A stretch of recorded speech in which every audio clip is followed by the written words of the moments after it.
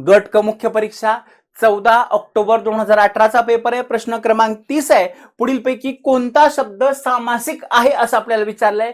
सामासिक शब्दाची संकल्पना काय आहे की दोन पदांच्या मध्ये येणारे विभक्ती प्रत्यय शब्दयोगी अव्यय उभयान्वयी अव्यय काढून वगळून टाकून त्यांचा जो एक सुटसुटीत जोड शब्द तयार होतो अशा जोड शब्दाला सामासिक शब्द असं म्हणतात। म्हणजे सामासिक शब्द तयार होण्यासाठी दोन शब्द एकत्र येणं गरजेचं आहे। सुसंगती हा पहिला पर्याय, इथं सु हा उपसर्ग आहे, संगती हा शब्द आहे, याला आपण सामासिक शब्द नाही म्हणू शकणार, याला आपल्याला उपसर्ग घटित शब्द म्हणता येईल। पर्याय क्रमांक 1 ह्याचं उत्तर येणार नाही। बांधिलकीमध्ये की हा प्रत्यय आहे, ह्याला सामासिक शब्द न म्हणता प्रत्यय घटित शब्द, प्रत्यय साधित शब्द म्हणून आपल्याला ओळखावं लागणार आहे, हे पण उत्तर येणार नाही। राष्ट्रगीत मध्ये राष्ट्र आणि गीत हे दोन शब्द एकत्र आलेले आहेत, म्हणजे हा सामासिक शब्द आहे। पर्याय क्रमांक 3 हे या प्रश्नाचं उत्तर आहे।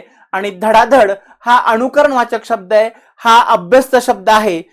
नाद निर्माण करणारे, ध्वनी निर्माण करणारे दोन शब्द जेव्हा एकत्र येतात तेव्हा त्या शब्दाला अभ्यस्त शब्द असं म्हटलं जातं। पर्याय क्रमांक 4 देखील याचं उत्तर नाही, फक्त पर्याय क्रमांक 3 ह्या प्रश्नाचं उत्तर आहे।